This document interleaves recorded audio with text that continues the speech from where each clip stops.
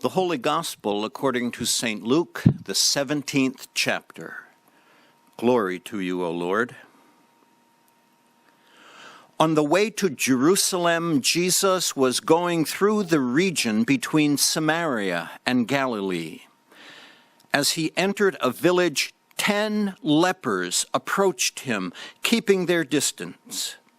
They called out, saying, "Jesus, Master, have mercy on us." When he saw them, he said to them, "Go and show yourselves to the priests." And as they went, they were made clean.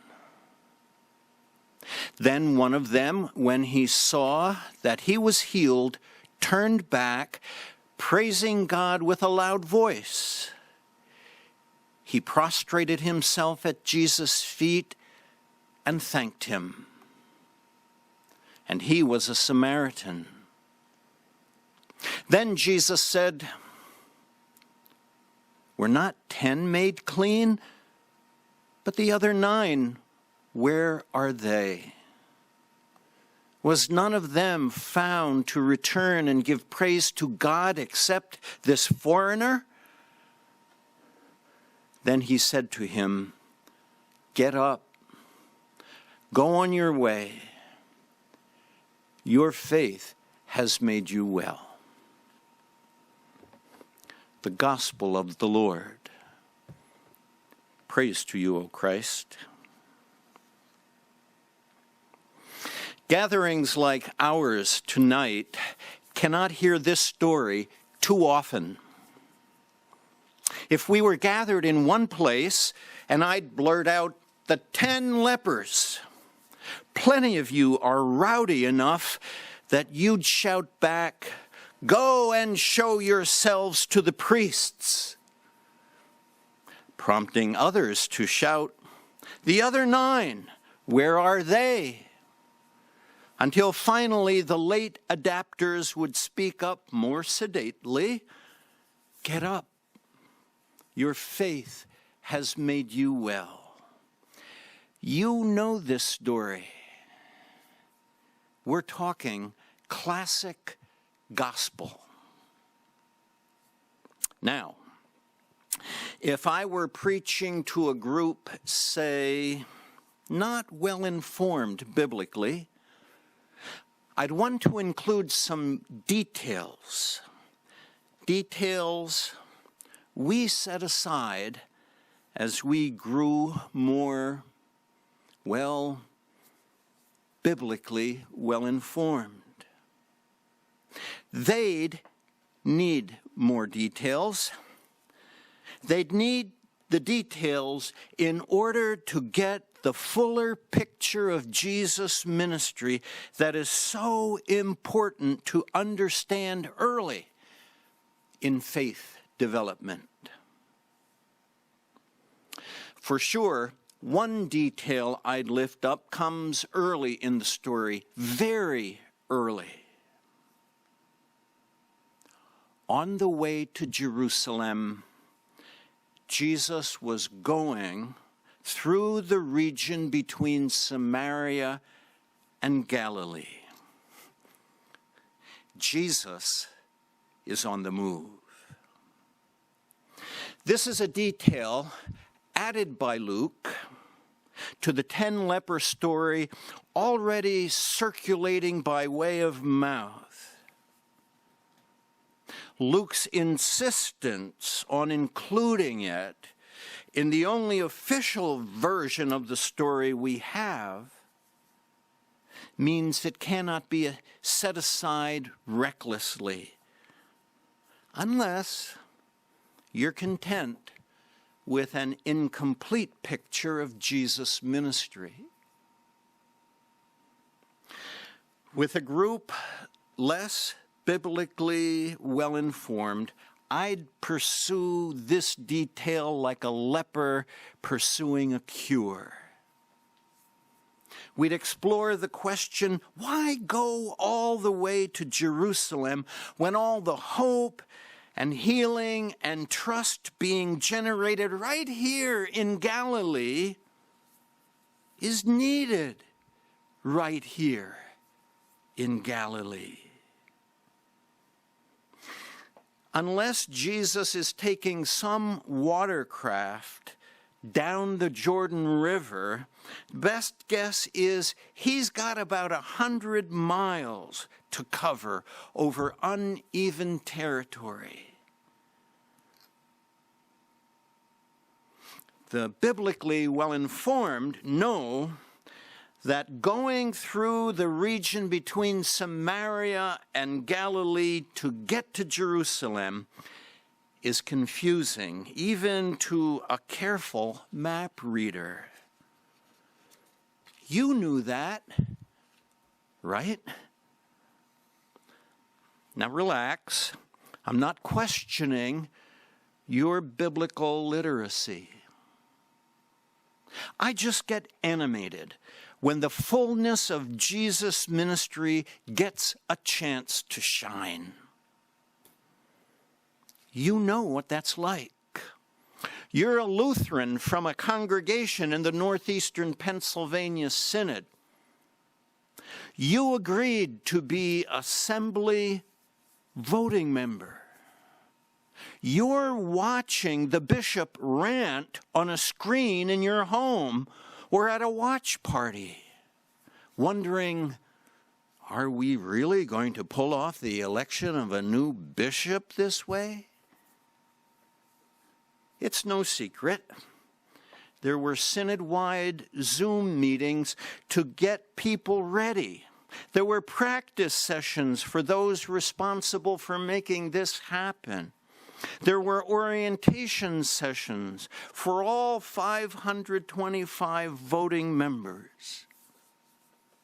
You see, the assembly planning team attended to the details. Luke's detail about Jesus on his way to Jerusalem deserves to be one of the responses blurted out when I say, the 10 lepers. Jesus' ministry, the ministry of your congregation, cannot fully be understood without taking his journey to Jerusalem into account. We can all thank Luke for that detail and for the way he raised it up as far back as chapter 9, verse 51. When the days drew near for Jesus to be taken up, he set his face to go to Jerusalem. I tell you, it's worth devoting morning meditation time to Luke's stunning portrayal of Jesus reaching this profound self-understanding. Looking back over the preceding weeks, Jesus began to add up the effects of his public ministry that had been spontaneously unfolding as he went.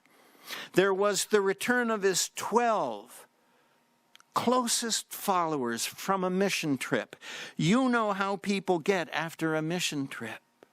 There was the feeding of the 5,000 right there out in the open at Bethsaida. There was that transfigurative mountaintop event with only Peter, James, and John present, and they hardly kept their mouths shut. There was the making of a child, the symbol of greatness, and the exorcism of unclean spirits right in front of crowds. Word spread about all these occurrences and more. Without a trip to Jerusalem, no surprise that even Herod was getting nervous. With a bad moon on the rise, Jesus set his face to go to Jerusalem. Those paying close attention could hear the alarms going off in the citadel across the street from the temple, in that city that always seemed to be on edge. Jesus set his face to go to Jerusalem. After those words in Luke's gospel account, every parable, each healing, all encounters became a new thing. Every parable, each healing, all encounters would reveal in Jesus the unimaginable grace of God hinted at in the psalmist's words, "What are human beings that you are mindful of them, that you care for them?" And the reconciling purpose of God's will for all creation hinted at in creation story number 1. God saw everything that God had made, and indeed it was very good. And then at Luke 24, tied to the broken body of Jesus that would be pried from a cross outside Jerusalem, every parable, each healing, all encounters would rise, never to die. Would rise to gather all those whose faith prompted a response of humility, praise, and thanksgiving. Now, one who responds so overwhelms 9 who do not. For the leper, a Samaritan, Jesus' compassion went beyond the healing of his dreadful pathological defect. Jesus' compassion revealed the power of God to make all things new. He, of the 9, knew he had not only been healed, but he was now well. So, Luke 17:11-19 matters today because Jesus reached Jerusalem. And yet, one more troublesome outcome in that city of political intrigue and religious consequence came to pass.